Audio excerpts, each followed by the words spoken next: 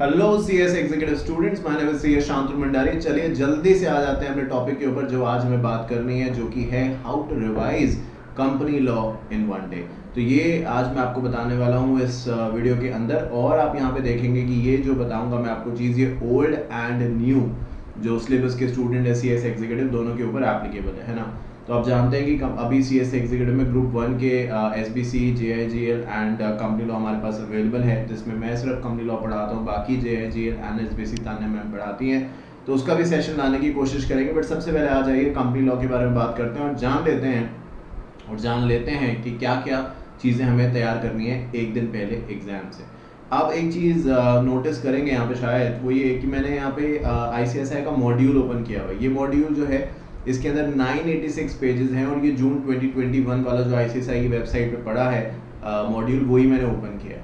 मैंने अपने नोट्स किए इसलिए बता रहा हूँ जिससे कि आप समझ जाएं, क्योंकि जब मैं बताना स्टार्ट करूँगा तो फिर कोई कन्फ्यूजन नहीं रहना चाहिए।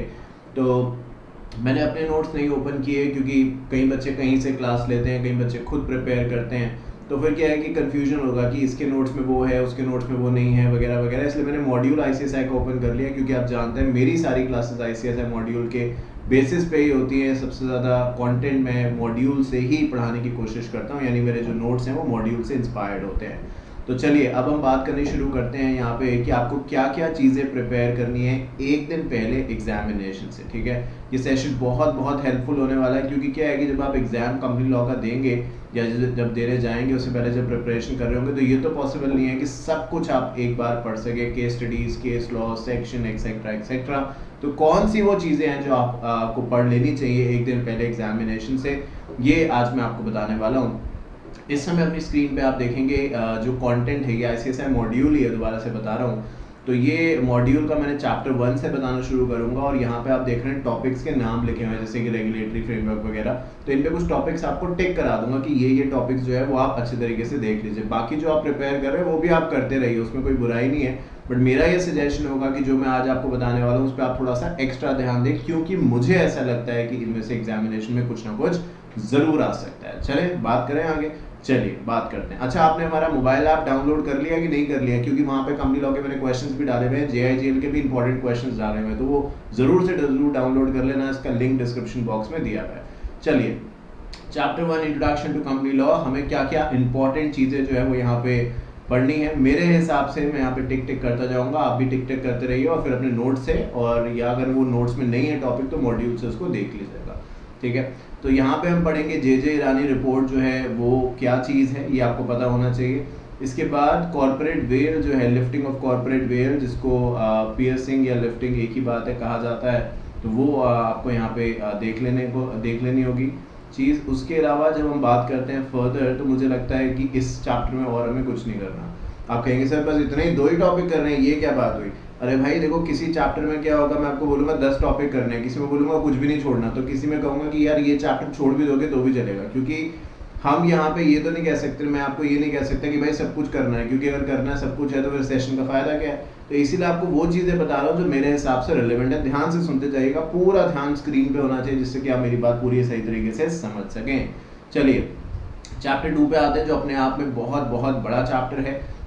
इसमें मैंने अपनी क्लास में 17 पार्ट्स बनाए हैं। जिन बच्चों ने मेरी क्लास ली उन्होंने देखा होगा। तो क्लासिफिकेशन ऑफ शेयर कैपिटल आप यहाँ पे देखेंगे, यानी शेयर्स जो है वो ऑथराइज, इशूड, सब्सक्राइब, ये सब आपको पता है, तो वही नीचे दिया हुआ है, उसी का कॉन्टिन्यूएशन है, ये आपको यहाँ पे देखना है। इसके बाद जब हम बात करते हैं तो फर्दर हम जाएंगे, यहाँ पे एक टॉपिक है that is called as issue of security, overview of issue of security. थोड़ा थोड़ा इसको पढ़ लेंगे, क्योंकि मुझे लगता है इसमें से कुछ आ सकता है। इसके बाद प्रोस्पेक्टस तो हमें सारे ही देखने हैं, चाहे शेल्फ है, चाहे रेड हेरिंग है, चाहे एवरेज है, चाहे ऑफर फॉर सेल या डीम्ड प्रोस्पेक्टस है, ये तो हमें सारे देखने हैं। क्योंकि प्रोस्पेक्टस या तो लिखने को आ सकता है, प्रोस्पेक्टस चारों में से किसी के बीच में भी डिफ्रेंसिएशन आ सकता है, तो मैं आपको रिकमेंड करूंगा आप प्रोस्पेक्टस अच्छी तरीके से देख लें। इसके बाद जब आप नीचे बढ़ते हैं, यानी आप फर्दर कंटेंट की तरफ जाते हैं, तो वहाँ पे आप देखेंगे लिखा है equity share with differential voting rights, ये आपको देखना है। Issue and redemption of preference shares जो है आपको देखना है। उसके बाद एम्प्लॉय स्टॉक ऑप्शन स्कीम जो है ये आपको देखनी है, क्योंकि चैप्टर बड़ा है तो इसके अंदर काफ़ी सारे कंटेंट होगा जो देखने वाला है। इसके बाद प्राइवेट प्लेसमेंट आपको देखना है, there after buyback of shares के बारे में बात करेंगे। अच्छा, एक सवाल चलते चलते दिमाग में आ रहा होगा और आपके भी दिमाग में जनरली ये आता ही होगा कि सर मुझे सेक्शन याद नहीं रहते, मैं क्या करूं? सेक्शन में बहुत कोशिश करती हूँ, बहुत करता हूँ कोशिश, मैं क्या करूँ? मुझे सेक्शन नहीं याद हो रहे, अगर याद हो भी रहे तो सारे नहीं हो रहे, सर बताइए मैं क्या करूँ? तो मैं आपको बड़ी सिंपल सी बात बताऊंगा कि देखो भाई, अगर सेक्शन नहीं भी याद है तो भी चलेगा, आप कंटेंट पे फोकस करिए, क्वालिटी जो है उसको मेंटेन करिए। सेक्शन अगर आप प्लस माइनस भी करेंगे तब भी चलेगा। ऐसा नहीं होता कि जो बच्चे सेक्शन नहीं लिखते वो पास नहीं होते या उनके अच्छे मार्क्स नहीं आते, ऐसा नहीं है। हाँ, ये ठीक है कि सेक्शन अगर याद है तो उससे अच्छी बात कोई हो ही नहीं सकती, बट अगर नहीं भी है तो कोई मोरल अपना डाउन करने की जरूरत नहीं है, क्योंकि बिना सेक्शन के भी आप अच्छे मार्क्स से पास सब्जेक्ट में हो सकते हैं, चाहे कंपनी लॉ आपका इवन फाइनल का ही क्यों ना हो। एडवांस कंपनी लॉ जिसको कहते हैं ओल्ड सिलेबस में, उसमें भी आप अच्छे मार्क्स से पास हो सकते हैं विदाउट सेक्शन। बट एनकरेज यही किया जाएगा कि सेक्शन के साथ आप लिखें, अगर नहीं भी आते तो कोई बात नहीं, आप जितने दिन बचे उसमें हमें ये कह भी नहीं सकता कि भाई आप सब कुछ कर लो। तो मैं वही आपको बताऊंगा जो रेलेवेंट है, जो टू द पॉइंट है और जो सबसे इंपॉर्टेंट बात पॉसिबल है आपके लिए करना इन दिनों के अंदर। ठीक है जी, बायबैक के बारे में आपने बात जो है वो यहाँ पे समझ ली। फिर transfer and transmission of shares में क्या फर्क होता है आपको पता होगा, वॉलंटरी है और एक ट्रांसमिशन ऑपरेशन ऑफ लॉ, वो आपको पता होगा, तो वो आप यहाँ पे देख सकते हैं। इसके बाद आपने यहाँ पे ये देखना है, जैसे कि यहाँ पे लिखा है बोर्ड की पावर टू रिफ्यूज रजिस्ट्रेशन, यानी जो शेयर्स का ट्रांसफर है उसको बोर्ड कैसे कब रिफ्यूज कर सकता है, इसके बारे में भी आप बात यहाँ पे कर सकते हैं। मूविंग अहेड, क्योंकि चैप्टर बड़ा है जैसे कि मैं बार बार आपको बता रहा हूँ, तो इसके अंदर काफ़ी सारे टॉपिक्स ऐसे होंगे जो हमें देखने होंगे, जैसे कि transfer of shares to minor, to partnership, transfer and violation of articles, है ना, ट्रांसफर और ट्रांसमिशन ऊपर आप देख ही चुके हैं, इसके बीच में जो डिफरेंशिएशन है। फिर ट्रांसपोजिशन ऑफ नेम, यानी नाम की पोजीशन, मान लीजिए एक ज्वाइंट शेयर सर्टिफिकेट है ए और बी के नाम पे, तो उसमें पहले लिखा है ए और उसके बाद लिखा है बी। ट्रांसपोजिशन ये कहेगा कि बी का नाम पहले कर दो और ए का नाम बाद में कर दो। तो क्या था, पहले नाम, दो लोग हैं, एक का नाम ए है एक का नाम बी है। ट्रांसपोजिशन ये होगा कि जो नाम है उसकी पोजीशन चेंज हो जाएगी, तो ए पहले आ रहा था और बी बाद में आ रहा था, ट्रांसपोजिशन हो जाने के बाद जो बी का नाम है वो पहले आएगा और जो ए का नाम है वो बाद में आएगा। ये इस ट्रांसपोजिशन का कंसेप्ट है जो मैंने आपको आई थिंक 1 मिनट से कम में समझा दिया, ये यहाँ पे कहा गया। इसके बाद बात हम करते हैं डीमैट, सभी को पता है तो वो करने की जरूरत नहीं है हमें। इसके बाद हम बात करेंगे तो रीमैट एक बार जरूर देख लीजिए, जो आप जानते हैं डीमैट का उल्टा है, विच इज फिजिकल शेयर्स। तो इतना ही आप देख लेंगे इस चैप्टर के अंदर, I think that should be more than sufficient.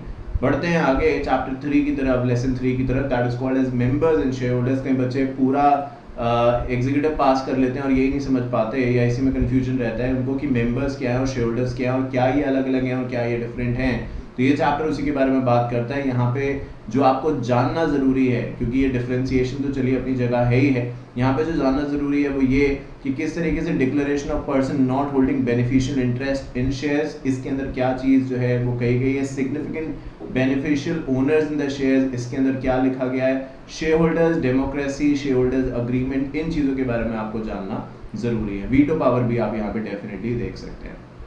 ठीक है, चलिए बढ़ते हैं आगे अब नेक्स्ट चैप्टर की तरफ, that is called as chapter number 4। और मैं आपको बार बार बता रहा हूँ ये वो टॉपिक्स हैं जो मुझे लगता है आ सकते हैं और आप सभी जानते हैं। मैं हर सेशन में ये कहता हूँ, कल मैंने सीएस प्रोफेशनल का एक सब्जेक्ट का सेशन लिया है, आज एग्जीक्यूटिव का सेशन ले रहा हूँ, क्योंकि एग्जीक्यूटिव के बच्चे बहुत बार नाराज हो जाते हैं, शायद थोड़ा बहुत कहते हैं कि सर आप हमारे लिए तो कुछ नहीं करते। तो देखो क्या है कि मैं, आप जानते हैं, सारे सब्जेक्ट्स अकेले पढ़ाता हूँ सीएस प्रोफेशनल के। बाकी जगहों क्या होता है कि 2 सब्जेक्ट कोई पढ़ा रहा है, 3 कोई और पढ़ा रहा है, 4 कोई और पढ़ा रहा है, तो मेरे पे बहुत ज़्यादा लोड रहता है और अमेंडमेंट्स मुझे कंप्लीट कराने हैं। अब इसके अंदर ही कंपनी लॉ के अंदर ही 100 पेजेस ऐड हुए, पता है आपको, इस मॉड्यूल के अंदर, वो भी मैंने कराए हैं अपनी एग्जीक्यूटिव की क्लासेस के अंदर। तो अपनी तरफ से मैं पूरा बेस्ट करने की कोशिश कर रहा हूँ। मैं कमिट तो नहीं करता, बट कोशिश करूँगा कि मैं JIGL का भी ऐसा कुछ सेशन करा सकूं, क्योंकि JIGL का मैं फास्ट ट्रैक बैच पढ़ाता हूँ, है ना, तो उसका भी कुछ ऐसा सेशन करा दूं जहाँ पे आपको टिक टिक मार्क करा दूं कि भाई ये टॉपिक पढ़ लेना, आपका काम हो जाएगा। ऐसी कोशिश करूंगा, है ना। सपोर्ट आपने करना है इस वीडियो को, जितना आप अपने फ्रेंड्स के साथ शेयर करेंगे उतना ज़्यादा मुझे ऐसा लगेगा कि हाँ यार एग्जीक्यूटिव वालों के लिए भी मुझे कुछ करना चाहिए। चलिए चैप्टर 4 पे आते हैं, डेट कैपिटल डिपॉजिट। जल्दी से शेयर कर दो करते करते जब तक आप देख रहे हो। डेट कैपिटल के बारे में जब हम बात करते हैं चैप्टर 4 में, तो हम यहाँ पे आई थिंक बात करेंगे काइंड्स ऑफ डिबेंचर्स के बारे में, जो मुझे लगता है रोल ऑफ डिबेंचर ट्रस्टी आप जो है वो देख सकते हैं यहाँ पे। देर आफ्टर आप डिपॉजिट्स के बारे में बात कर सकते हैं, जो डिपॉजिट्स को लेके 2014 में रूल्स बनाए गए हैं। डिपॉजिट्स क्या होता है इसके बारे में इसके अंदर बताया गया, तो इतना भी आप देख लेंगे, that would be more than sufficient. बढ़ते हैं चैप्टर नंबर 5 की तरफ, चार्जेस की तरफ। चार्ज आप जानते हैं कि कंपनी जब पैसा उधार लेती है तो चार्ज अपनी प्रॉपर्टी पे क्रिएट करती है। दो तरीके के चार्ज होते हैं कैटेगरी अगर बात करी जाए, फिक्स एंड फ्लोटिंग चार्ज, जो कि काइंड ऑफ चार्जेस के अंदर कवर होता है। तो चार्जेस की डेफिनेशन, काइंड ऑफ चार्जेस आप देख लीजिएगा, काम बन जाएगा आपका। उसके बाद रजिस्ट्रेशन ऑफ चार्जेस के बारे में अगर बात करें तो वो यहाँ पे दे रखा है, वो आपको डेफिनेटली देखने की ज़रूरत है।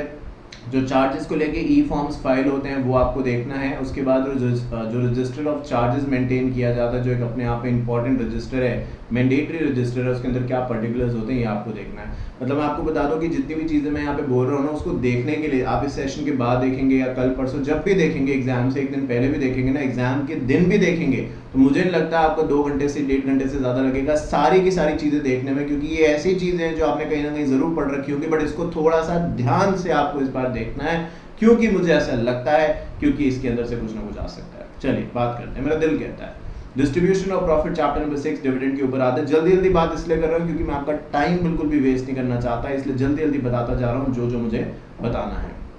ठीक है जी, चैप्टर नंबर 6 की तरफ आते हैं। तो डिविडेंड और इंटरेस्ट में क्या फर्क है आप जानते हैं। डिबेंचर्स और शेयर से रिलेटेड है। इंटरेस्ट किस पे मिलता है, डिबेंचर्स पे। डिविडेंड किस पे मिलता है, शेयर्स पे। ठीक है, तो आप ये डेफिनेटली जानते हैं, एक बार इनके बीच में डिफरेंसेस देख लीजिएगा। इन्वेस्टर एजुकेशन प्रोटेक्शन फंड के बारे में बात कर लीजिएगा। यूटिलाइजेशन कैसे होता है उसके बारे में यहाँ पे बात कर ली जाएगी।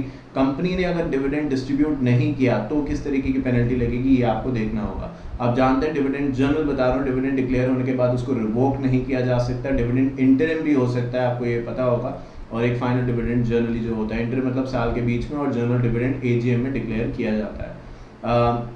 जब हम डिविडेंड के बारे में बात करते हैं तो we have to make sure कि भाई डिविडेंड जिस दिन डिक्लेयर हो रहा है उसके नंबर ऑफ डेज के अंदर सभी के अकाउंट में क्रेडिट कर दिया जाए। तो अगर ऐसा नहीं होता तो जो पनिशमेंट है वो यहाँ पे दे रखी है, वो आपको देखने की ज़रूरत है एक बार मेरे हिसाब से। डिविडेंड कहाँ से दिया जा सकता है इसके बारे में भी बात करी गई है, तो ये आप देख लीजिएगा। यहाँ पे लिखा है declaration of dividend out of reserve, तो ये टॉपिक आपको देख लेना है। अनपेड अनक्लेम्ड डिविडेंड देख लेंगे, काम बन जाएगा आपका। बात करते हैं chapter number 7 corporate social responsibility, यानी कंपनी की जो अपने सोसाइटी की तरफ कुछ कर्तव्य हैं, हिंदी में कहा जाए तो, इंग्लिश में कहा जाए तो रिस्पॉन्सिबिलिटीज़ हैं, तो वो क्या है उसको लेके जब आप बात करते हैं, सबसे पहले तो CSR क्या होता है, ये जितना मैंने अभी 2 वर्ड्स में बताया इसी को आपको लिखना है और इलेबोरेट करके। बट होता यही है कि कंपनी सोसाइटी से सब कुछ कमाती है।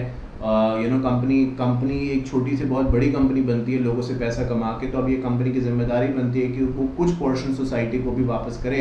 अब वो चाहे स्कूल बनाए, पेड़ लगाए, बेटर हेल्थ फैसिलिटेशन दे, या सैनिटाइजेशन की फैसिलिटी दे एक्सेट्रा, तो ये सब CSR के कंसेप्ट में आता है। आजकल जब कोविड-19 का दौर है तो आप जानते हैं, अगर अभी जो रिसेंट नोटिफिकेशन आई है, जस्ट फॉर योर इन्फॉर्मेशन, कि अगर कंपनीज, जो बड़ी बड़ी कंपनीज हैं, अगर अपने एम्प्लॉयज़ को कोविड-19 की वैक्सीन लगवाती हैं, जो आप जानते हैं अलग अलग तरीके की हैं इंडिया में अवेलेबल, तो उसका जो भी खर्चा है उसको भी CSR में आप कवर कर सकते हैं। ये रीसेंट नोटिफिकेशन है और समझने के लिए आपके लिए कि CSR किस तरीके से काम करता है। ठीक है, बात अगर CSR की करते हैं तो CSR की जो एप्लीकेबिलिटी है वो कौन सी कंपनीज पे है, because it is not applicable to every company. छोटी कंपनी पहले सर्वाइव करेंगी तब वो खर्च कर पाएंगे, तो ये बड़ी कंपनीज के लिए ही है जो CSR का कंसेप्ट है। तो ये आपको डेफिनेटली जो चीज़ है वो ध्यान रखनी है। उसके बाद आपको ये देख लेना है कि जो CSR की पॉलिसी है वो क्या कहती है ना, तो इतना देख लीजिएगा, बात बन जाएगी। सेक्शन 135 ही एक्चुअली जो CSR के बारे में बात करता है, तो इसको आपको देखना होगा। अकाउंट्स, ऑडिट एंड ऑडिटर्स के बारे में जब हम बात करते हैं तो यहाँ पे कुछ ऐसे टॉपिक्स हैं जिसको आपको ध्यान से एक बार देख ही लेना चाहिए। नाम ही है यहाँ पे ऑडिट और अकाउंट से रिलेटेड बात, यानी फाइनेंशियल्स के बारे में बात करेंगे, balance sheet, profit and loss account के बारे में बात करेंगे। तो requirement to keep the books of accounts, ये आपको देखना है, जिसके अंदर बताया गया है कि कितने साल तक आपको बुक्स मेंटेन करनी है, कैसे मेंटेन करनी है, ये सब बात जो है वो यहाँ पे कही गई है। इसके अलावा सिग्नेचर ऑफ फाइनेंशियल स्टेटमेंट जो है कौन साइन करेगा, ROC पे फाइलिंग होगी तो कौन से फॉर्म में उसकी फाइलिंग की जाएगी, ये आपको यहाँ पे देखना है। नेफ्रा का जो रोल है वो आप यहाँ पे देख सकते हैं। इसके बाद जो एलिजिबिलिटी है एंड क्वालिफिकेशन है ऑडिटर की, किसी को ऑडिटर बनना है या डिसक्वालिफिकेशन है ऑडिटर की, इसके बारे में भी आप देख सकते हैं। मैं कहूँगा पर्टिकुलरली ये जो आप यहाँ से देख रहे हैं टॉपिक जो मैं अभी कर रहा हूँ, यहाँ तक आपको देख ही लेना है ऑडिटर को लेके, कि उसका अपॉइंटमेंट कैसे होगा, हटाया कैसे जाएगा, खुद कैसे हट सकते हैं, ऑडिटर का टर्म कितना होगा, क्या दोबारा उन्हें अपॉइंट किया जा सकता है, नहीं किया जा सकता है, एक बार 5 साल के लिए अपॉइंटमेंट हो जाएगा, सो ऑन सो फॉर, जो बात कही गई है वो इन सभी चीज़ों के अंदर, उसको आप एक बार देख लेंगे। ज़्यादा कुछ भी नहीं है, ज़्यादा कुछ भी नहीं है ये, तो आई थिंक आपकी जो कंसेप्ट है वो बहुत क्लियर हो जाएंगे। ठीक है, क्लियर क्या हो जाएंगे, आपका एग्जाम अच्छे मार्क्स से आप पास हो जाएंगे, ये मेरा विश्वास है मुझे। ठीक है, आगे जब बात करते हैं तो आप फर्दर चलते जाइए आगे। मुझे लगता है इसके अलावा रिपोर्टिंग ऑफ फ्रॉड, अलग अलग लेवल्स पे ऑडिटर अपने फ्रॉड रिपोर्ट कर सकता है, वो किस तरीके से, ये आप यहाँ पे बात कर सकते हैं। इंटरनल ऑडिट, सेक्रेटरियल ऑडिट के बारे में भी आप एक बार देख सकते हैं, जो कि बहुत सिंपल है। ट्रांसपेरेंसी एंड डिस्क्लोजर्स के तौर पे अगर हम बात करते हैं, which is the chapter number 9, हम बात करें, दोबारा से याद दिला दूं, कंपनी लॉ, कई बच्चे भूल जाएंगे सिर्फ किस चीज़ के बारे में बात हो रही है। तो भाई कंपनी लॉ के बारे में बात हो रही है, CS executive new and old course के बारे में, है ना। तो चैप्टर नंबर 9 पे जब हम आ चुके हैं ट्रांसपेरेंसी एंड डिस्क्लोजर्स, तो यहाँ पे हमें ये देखना है कि एनुअल रिपोर्ट क्या होती है, जो यहाँ पे लिखा गया है। इसके अलावा यहाँ पे ये बात भी करनी है कि वेबसाइट पे आपको किन किन चीज़ों का डिस्क्लोजर्स देना है। आजकल आप जानते हैं कंपनीज जो हैं, छोटी हो या बड़ी हो, जनरली अपनी वेबसाइट बना ही लेती है, तो वेबसाइट पे किस चीज़ों का डिस्क्लोजर्स कंपनी को देना है, ये बात जो है वो आपको पता होनी चाहिए। That's it in that chapter. Chapter number 10 के बारे में बात करें, लेसन 10 के बारे में बात करें, इंटर कॉर्पोरेट लोन्स के बारे में बात करें, जो शायद आपको बहुत अच्छा ना भी लगता हो, क्योंकि इसके अंदर बताया जाता है कि कितना आप मैक्सिमम लोन दे सकते हैं और किस कंडीशन पे वो लोन दिया जा सकता है। तो यहाँ पे आप देखेंगे जो लिखा है loans and investment by companies, ये आप देख सकते हैं। इसके अलावा कहाँ पे जो 186 सेक्शन है लोन्स के बारे में, इन्वेस्टमेंट के बारे में बात करता है, वो एप्लीकेबल नहीं होता, ये आप देख सकते हैं। Role of audit committee in related party transaction भी आप यहाँ पे देख सकते हैं। रजिस्टर्स एंड रिकॉर्ड के बारे में बात करें, देख रहे हैं आप कि पूरे चैप्टर्स में मैं कई जगह 4-4, 5-5 टॉपिक, 3-3 टॉपिक ही बता रहा हूँ, बिकॉज वही रिलेवेंट मुझे लगते हैं और पास्ट ट्रेंड भी कुछ इसी तरीके से इशारा करता है। हालांकि इतना कहने के बाद भी, क्योंकि आप ये जानते हैं, मैं बार बार कहता हूँ कि पेपर तो मैंने नहीं बनाया है, तो नोबडी नोज कहाँ से क्या आएगा, बट अपनी ऑब्जर्वेशन में आपको बता रहा हूँ कि अगर आप इतना देख लेंगे तो आपका फायदा होगा, इसमें से कुछ ना कुछ जरूर से जरूर आएगा, ये मुझे ऐसा लगता है। ठीक है, रजिस्टर एंड रिकॉर्ड के बारे में अगर हम बात करें, तो मुझे लगता है यहाँ पे स्टैट्यूटरी रजिस्टर्स जो हैं कि कौन से रजिस्टर आपको मेंटेन करने हैं, इसका एक चार्ट दे रखा है, वो आप थोड़ा सा अगर देख लेंगे कि कौन से ऐसे रजिस्टर्स हैं जो मैंडेटरी है, मेंटेन करने उनके बगैर काम नहीं चल सकता, तो आई थिंक अच्छा रहेगा। बात करते हैं कॉर्पोरेट रीऑर्गेनाइजेशन के बारे में, यानी सब कुछ बदलाव के बारे में, यहाँ पे मर्जर्स, एमलगमेशन, इस तरीके की चीज़ें जो है वो सामने आएंगी। तो यहाँ पे कुछ खास नहीं, बिकॉज ये बहुत टेक्निकल टॉपिक है, तो इसको फिर भी मैं बताऊंगा तो हुई कि आप क्या देख सकते हैं यहाँ पे। बट मेरे हिसाब से आप मर्जर्स एमलगमेशन के बीच में डिफरेंशिएशन ज़रा पता कर लीजिए क्या है, अगर आपको पता है तो अच्छी बात है, नहीं तो एक बार पता कर लीजिए क्या है। इसके बाद मेजॉरिटी एंड माइनॉरिटी राइट्स के बारे में आपको पता होना चाहिए। फिर क्लास एक्शन सूट के बारे में जो है पता होना चाहिए। क्लास एक्शन सूट कुछ भी नहीं है, फाइनल के भी अंदर इसके फाइनल के ऊपर मुझे ऐसा कहना चाहिए, इस क्लास एक्शन सूट के ऊपर एक सब्जेक्ट पूरा का पूरा, पर्टिकुलरली इसी के ऊपर है, पूरा का पूरा subject, that is called as RCD, resolution of corporate dispute, 100 marks का है, जिसके अंदर मुझे ऐसा कहना चाहिए कि 80 से 85% इन्हीं 3 वर्ड्स के आसपास वो सब्जेक्ट पूरा घूमता है, that is class action suit. तो क्लास एक्शन जो है वो माइनॉरिटी को एक मौका है कि वो अपनी आवाज़ उठा सके, जो भी उन पर जुल्म हो रहा है, अन्याय हो रहा है, उसके खिलाफ वो कोर्ट में, ट्राइब्यूनल में जा सकते हैं। जनरली क्या रूल रहता है कि जो मेजॉरिटी कहेगी वही सही रहेगा, बट इसके अंदर माइनॉरिटी की बात भी सुनी जा सकती है। तो वो जो हम कहते हैं कि मेजॉरिटी ऑलवेज विंस, वो कहीं ना कहीं हमेशा सही नहीं होगा क्लास एक्शन को जब हम बात करते हैं, क्लास एक्शन के प्रोविजन को लेकर जब हम बात करते हैं। ठीक है, बात आगे करते हैं, इसके अंदर इतना ही है। उसके बाद introduction to MCA, filing in XBRL के बारे में बात करें। MCA 21 सभी को पता है कि गवर्नमेंट की वेबसाइट है, मिनिस्ट्री ऑफ कॉर्पोरेट अफेयर्स की वेबसाइट है। 21 नाम क्यों दिया गया है, क्योंकि 21st सेंचुरी, 21वीं सदी के अंदर वेबसाइट जो है वो आई है, और आज जहाँ पे सब कुछ आप बात करते हैं इलेक्ट्रॉनिक तौर पे, तो ऑब्वियसली MCA 21 का एक इम्पॉर्टेंट रोल रहता है। तो आपको यहाँ पे देख लेना होगा कि जो MCA 21 है उसके बेनिफिट्स क्या क्या हैं। इसके अलावा मैं आपसे कहूँगा कि आप यहाँ पे ये देख लें कि प्री सर्टिफिकेशन जो है वो E-फॉर्म का क्या होता है, बेनिफिट XBRL क्या है और XBRL के बेनिफिट्स क्या हैं, इतना देख लेंगे काम बन जाएगा। ग्लोबल डेवलपमेंट्स के बारे में बात करें, जहाँ पे सिर्फ इंडिया ही नहीं बट इंडिया के बाहर की तमाम कंट्रीज़ का जो प्रोटोकॉल है, किस तरीके से वहाँ पे कॉर्पोरेशन या कंपनीज आपको गवर्न किया जाता है, उसके बारे में बात करी गई है।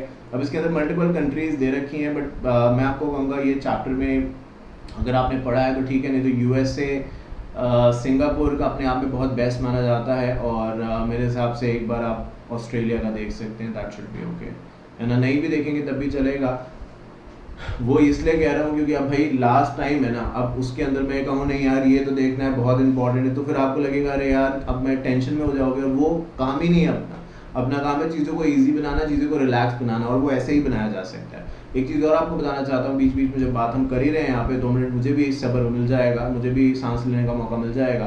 तो ये कि जब आप पेपर्स दे रहे हैं, चाहे किसी भी चीज़ का पेपर आप दे रहे हैं, मेक श्योर कि आप रेस्ट पूरा लें, बिल्कुल भी टेंशन ना लें। और कई बच्चे मैंने कल भी देखा था और उससे पहले भी ऐसे कई बच्चे होते हैं कि सर मैं ऑप्ट आउट कर दूं अब क्योंकि मुझे तो याद नहीं आ रहा है क्या करना है क्या नहीं करना। तो भाई ऐसा कुछ नहीं, this is very very very very normal. ये सबके साथ होता है कि एक दिन पहले बड़ा टेंशन होता है, बड़ा डर लगता है। जिसकी रैंक आने वाली होती है उसके साथ भी ऐसा ही होता है। और क्या पता जो आप ये सेशन देख रहे हैं आप में से किसी की रैंक आ जाए, और अच्छे मार्क्स से पास तो सब नहीं होना है खैर। तो इसलिए ऐसे ख्याल आपके दिमाग में आएंगे, बट उनको आप बिल्कुल भी अपने ऊपर हावी मत होने देना, अपने ऊपर उन चीज़ों को इफेक्ट ना करने देना। आपका ऑब्जेक्टिव है पढ़ना, जितना भी आपने मेहनत करी है पिछले महीने में, अब समय आ चुका है उसको साबित करने का, प्रूव करने का। तो बिल्कुल भी ऑप्ट आउट ये वो unless very very necessary urgent, तो एक अलग बात है, family medical conditions. But other than that आप पेपर में ज़रूर जाएं और डरें बिल्कुल मत, घबराएं बिल्कुल मत, क्योंकि मुझे ऐसा लगता है कि जो डर गया वो बिल्कुल सही।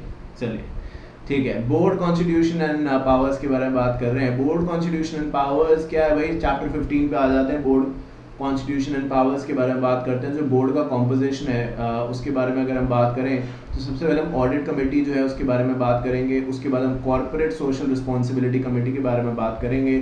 I think that should be okay, इससे ज़्यादा हमें कुछ यहाँ पे करने की ज़रूरत नहीं है। चलिए बढ़ते हैं आगे।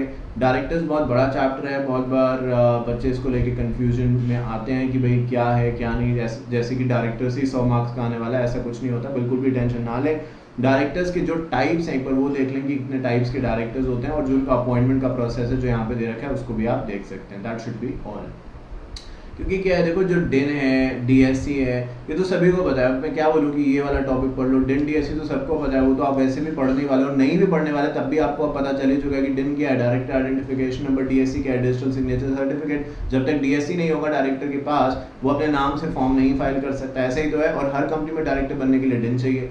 सिंपल सी बात है। तो इसको मैं नहीं बता रहा, जो सिंपल चीज़ें, जैसे आपने देखा सेशन की स्टार्टिंग करी तो मैंने ये नहीं बोला कि व्हाट इज कंपनी ये पढ़ो, क्योंकि ये तो आपको पता ही है यार। अब यहाँ तक पहुँच चुके हो तो ऐसे भी नहीं पहुँचे हो, मतलब ठीक है एग्जीक्यूटिव में फाइनल के मुकाबले ज़्यादा बच्चे होते हैं, बट ऐसे भी नहीं आ जाता हर कोई एग्जीक्यूटिव में। मेहनत करता है वो तो आ पाता है, और उसके बाद मेहनत करेगा तो ही आगे जाएगा, जो मुझे पूरा विश्वास है कि आप कर रहे हो और आप करते रहोगे और आप सीएस बन के ही रहोगे।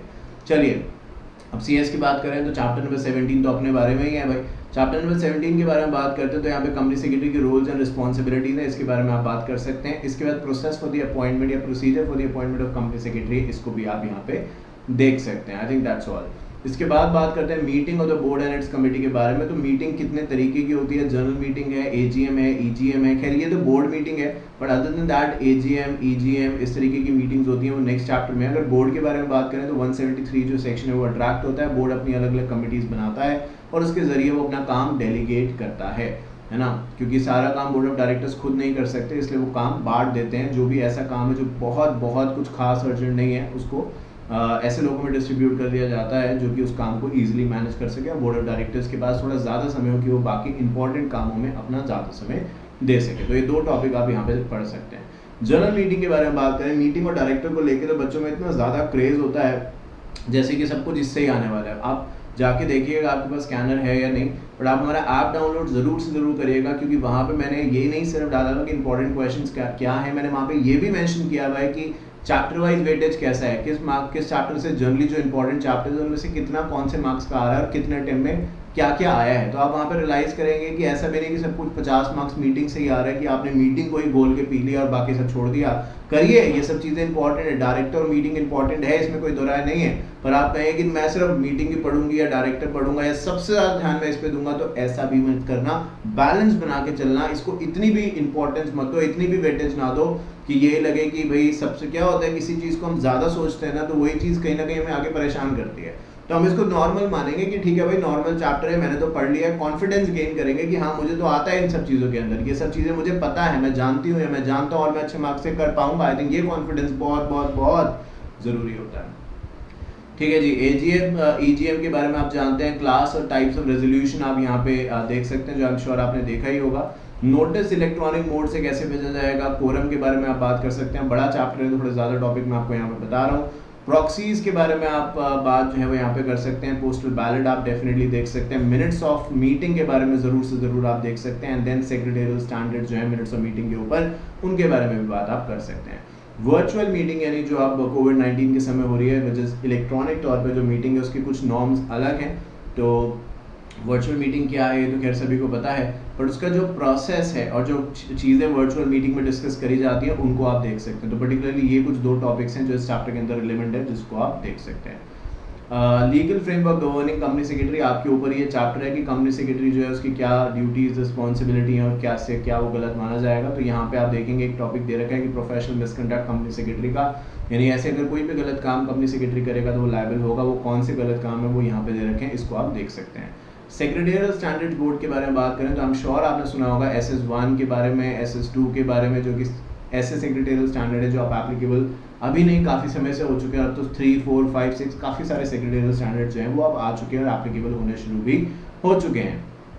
तो अगर हम सेक्रेटरियल स्टैंडर्ड्स बोर्ड के बारे में बात करें तो भाई सेक्रेटरियल स्टैंडर्ड्स की आखिरकार ज़रूरत क्या है, जो SS1 है और SS2 है जो कि बोर्ड एंड जनरल मीटिंग पे, इनके क्या एप्लीकेबिलिटी है इसके बारे में थोड़ा सा आप एक बार देख लेंगे तो आई थिंक सही रहेगा।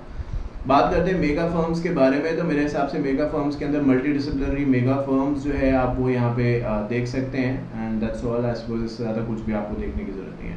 तो देखिए ये 952 पेज, 952 पेज अप्रॉक्सीमेटली, वैसे तो 986 दिखाया हुआ है ऊपर से नीचे तक अगर देखा जाए, बट मोटी मोटी बात मैंने आपको इस वीडियो के ड्यूरेशन में बता दी कि भाई ये चीज़ें कर लेना। ऑल्दो मैं बार बार यही कह रहा हूँ कि देखो मैंने तो पेपर नहीं बनाया, बट विद एक्सपीरियंस जो मेरे पास है, जो प्रीवियस ट्रेंड रहा है उसके बेसिस में मुझे ऐसा लगता है कि यस ये क्वेश्चंस एग्जामिनेशन में आ सकते हैं। आपकी जो भी स्ट्रैटेजी है उस पर तो आप फोकस करिए ही करिए, बट इन क्वेश्चंस को या इन टॉपिक्स को जरूर से जरूर ध्यान रखिएगा। मुझे लगता है आपको जरूर फायदा होगा। All the very best. JIGL का मैं सेशन करने की कोशिश करूंगा, I can not really guarantee.